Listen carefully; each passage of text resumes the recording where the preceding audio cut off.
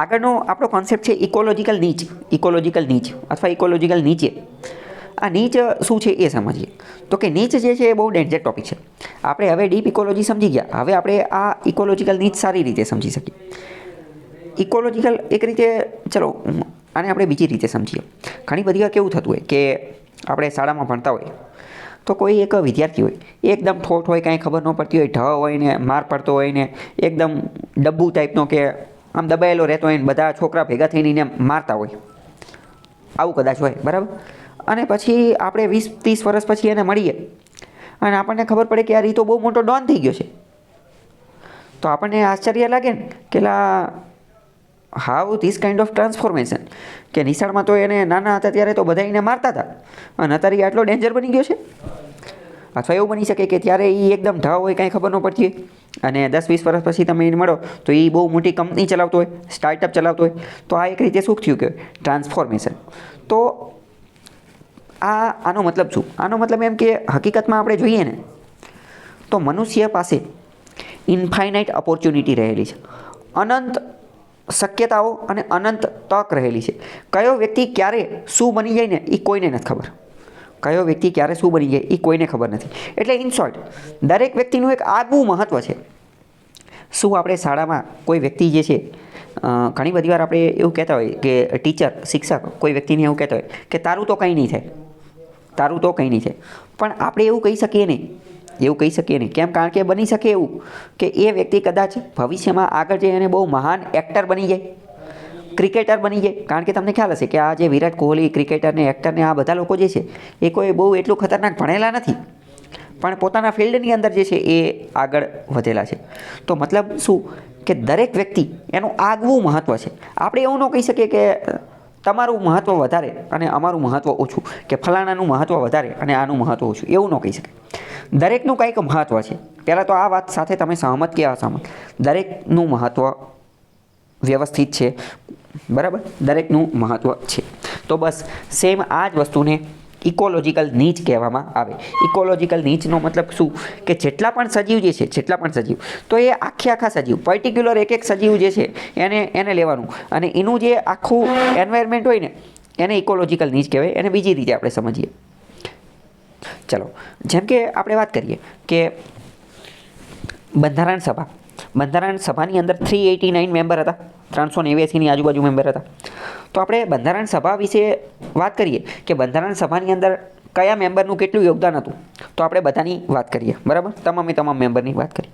પણ હવે બીજી રીતે જોઈએ કે આ દરેક મેમ્બર જે છે, દરેક મેમ્બર એનું પોતાનું પણ કંઈક અલગ યોગદાન હશે ને સમગ્ર ભારતની ચળવળની અંદર, તમામ બાબતની અંદર. Not only in constituent assembly, માત્ર બંધારણ સભાની અંદર નહીં, બીજી પોતાના સમગ્ર જીવનકાળ દરમિયાન બીજું ઘણું બધું યોગદાન હશે કે નહીં હોય? તો કે હા, હશે. એટલે કે ઇન શોર્ટ આપણે એવું કહી શકીએ કે આપણે બંધારણ સભા ઉપર એક પુસ્તક લખી શકીએ જેમાં બધાનું યોગદાન આવી શકે. બંધારણ સભા ઉપર આપણે એક પુસ્તક લખી શકીએ કે જેમાં બધાનું યોગદાન આવી શકે.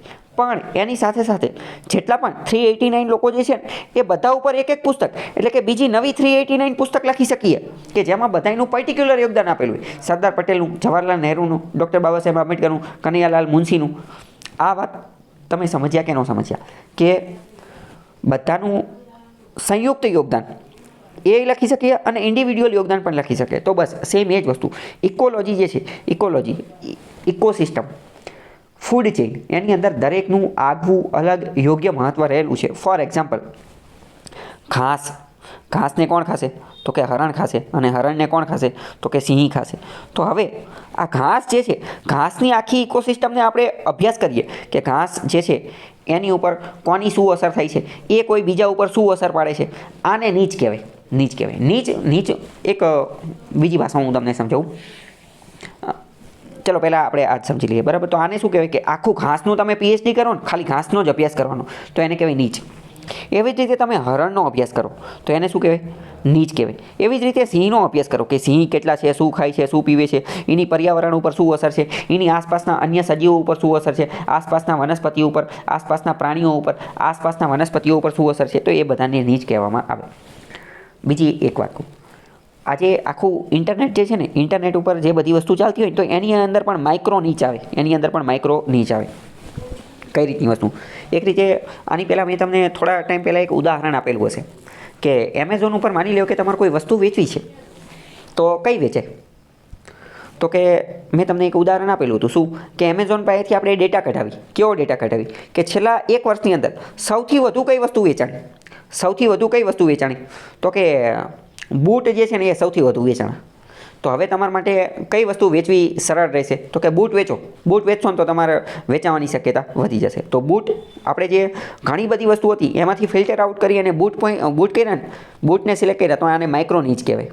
આને શું કહેવાય? માઇક્રો નીચ. આપણે કોઈ વસ્તુ જે ટોપિક જે છે પસંદ કરી લીધો એ બરાબર. આપણે આ જે ભણવાનું ને એ બધું હોય તો એની અંદર પણ એવું જોઈએ ને, આપણે જીપીએસસી યુપીએસસીની તૈયારી કરતા હોય કે કોઈ પણ તૈયારી વગેરે કરતા હોય બરાબર, તો આ બધાની અંદર કેવું હોય કે દરેક શિક્ષક હોય તો દરેક શિક્ષક જે છે એનો એક કોઈ એક્સપર્ટ સબ્જેક્ટ હોય, એનો કોઈ એક સબ્જેક્ટ હોય ને, તો એ જે સબ્જેક્ટ જે છે એને શું કહેવાય? નીચ કહેવામાં આવે. એ એનો માઇક્રો નીચ, એટલે કે એક વસ્તુ પસંદ કરી લીધી બરાબર.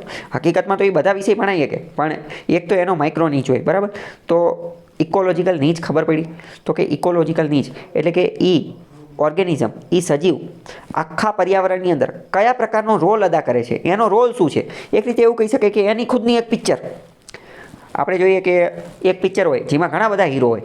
આ ઓલું એવેન્જર જેવું, એવેન્જર માર્વેલવાળા શું કરે કે એવેન્જર એમાં બધા હીરો ભેગા થાય, થેનોસ ને કેપ્ટન અમેરિકા ને સ્પાઈડરમેન ને આ બધા ભેગા થાય બરાબર. પણ એ બધાના પાછા અલગ અલગ પિક્ચર છે. હલ્ક ને થોર ને આ બધા ભેગા થાય બરાબર. પણ એ બધાના અલગ અલગ પિક્ચર છે. તો આ બધાના જે અલગ અલગ પિક્ચર જે છે એને જ શું કહેવાય? ઇકોલોજીકલ નીચ કહેવાય. કે હરણનું એક પિક્ચર બનાવો, વાઘનું એક પિક્ચર બનાવો, વૃક્ષનું એક પિક્ચર બનાવો.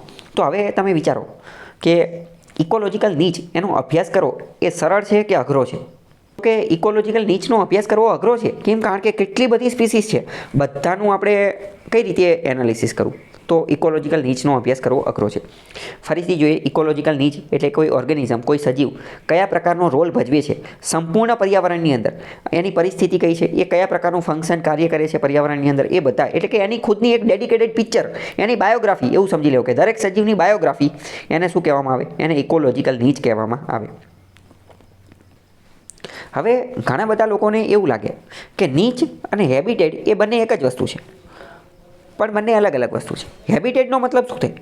તો કે હેબિટેટનો મતલબ તો રહેઠાણ, નિવાસસ્થાન. પક્ષી જે છે, પક્ષીનું નિવાસસ્થાન કેવું છે? તો કે માળો. હવે માળો જે છે એ વૃક્ષની અંદર છે, તો વૃક્ષની અંદર રહેલો માળો એ પક્ષીનું હેબિટેટ, નિવાસ સ્થાન છે. હાથીનું નિવાસ સ્થાન શું છે? તો કે ગ્રાસલેન્ડ, ઘાસના મેદાન. તો કે એ હાથીનું નિવાસ સ્થાન છે. સિંહનું નિવાસ સ્થાન શું છે? તો કે ગીરના જંગલો. તો એ એનું હેબિટેટ છે. તો હેબિટેટ એટલે તો શું? નિવાસ સ્થાન. જ્યારે નીચ જે છે, નીચ એ તો એની કરતાં પણ વિશાળ બાબત છે. નીચની અંદર તો એ આખા સમગ્ર પર્યાવરણની અંદર, સમગ્ર ઇકોસિસ્ટમની અંદર શું રોલ અદા કરે છે ને એ બધું આવી જાય. એટલે એક રીતે એવું કહી શકાય કે નીચ જે છે એ બહુ મોટું સર્કલ છે અને એની અંદરનું એક નાનું સર્કલ જે છે એ હેબિટેટ છે. કારણ કે હેબિટેટ એ તો નીચની અંદર આવી જ જશે બરાબર. અથવા બીજી રીતે જોઈએ ને તો એવું કહી શકાય કે habitat focuses on how environment impacts an organism. Habitat શું કહે છે? હેબિટેટ એવું કહે છે કે પર્યાવરણ સજીવ ઉપર કેવી અસર કરે છે. પર્યાવરણ સજીવ ઉપર કેવી અસર કરે છે? કારણ કે પર્યાવરણ સજીવ ઉપર જે પ્રકારનું પર્યાવરણ હશે એની આજુબાજુ એવા જ સજીવ જોવા મળતા હશે ને. જેમ કે પોલાર બિયર છે, પોલાર બિયર તો એ ધ્રુવીય પ્રદેશમાં જ જોવા મળે. ઠંડા પ્રદેશ, બરફવાળા પ્રદેશ ત્યાં જ જોવા મળે. તો આ શું થયું? પર્યાવરણે સજીવ ઉપર અસર કરી કે જેવું પર્યાવરણ હશે એવા જ સજીવ જોવા મળશે. જ્યારે નીચનો મતલબ શું? નીચનો મતલબ એમ કે ઓર્ગેનિઝમ, સજીવ જે છે એ પર્યાવરણ ઉપર કેવી અસર કરે છે. સજીવ જે છે એ પર્યાવરણ ઉપર કેવી અસર કરે છે એને નીચ કહેવામાં આવે છે. ઓકે, ખ્યાલ આવ્યો? ચલો, નીચે અમુક પક્ષીઓ આપેલા છે બરાબર, જેમ કે ફ્લેમિંગો, ડક્સ ને એવોકેટ ને ઓયસ્ટર ને એ બધા. તો બધાનો અલગ અલગ અભ્યાસ કરવામાં આવે એને શું કહેવામાં આવે? એને ઇકોલોજીકલ નીચ કહેવામાં આવે. બધાનું ડેડિકેટેડ વસ્તુ વિચારવાનું બરાબર. ઇકોલોજીકલ નીચ અને હેબિટેટ એ બંનેની વસ્તુ જે છે એ આપણે સમજી લીધી. અને ઇકોલોજીકલ નીચ જે છે એ અને હેબિટેટ એ બંને વચ્ચેનો જે તફાવત જે છે એ તમને વિધાનવાળા વાક્યમાં આપી દેશે. કે હેબિટેટનો મતલબ શું તમારે વિચારવાનું કે હેબિટેટ એટલે શું? તો કે હેબિટેટ એટલે એ કે પર્યાવરણ જે છે ને, પર્યાવરણ એમાં પર્યાવરણને મોટું બતાવવામાં આવે છે, પર્યાવરણને હીરો બનાવવામાં આવે છે. કે પર્યાવરણ જે છે એ સજીવ ઉપર શું અસર પડે છે, જેમ કે પોલાર બિયર. અને નીચમાં શું? નીચમાં એ કે સજીવ જે છે એ આખા પર્યાવરણ ઉપર શું અસર કરે છે એ બરાબર. ઇકોલોજીકલ નીચ શબ્દ જે છે એ સૌથી પહેલાં જોસેફ ગ્રીનેલ નામના વ્યક્તિ દ્વારા 1970માં પ્રયોજવામાં આવેલો હતો. પ્રશ્ન પૂછાઈ જશે કોણે આ શબ્દ આપ્યો હતો? જોસેફ ગ્રીનેલ, બરાબર. અને એણે આની માટે એક શબ્દ વાપરેલો હતો માઇક્રો હેબિટેટ, એટલે કે આને આપણે માઇક્રો લેવલે એનો અભ્યાસ કરીએ છીએ.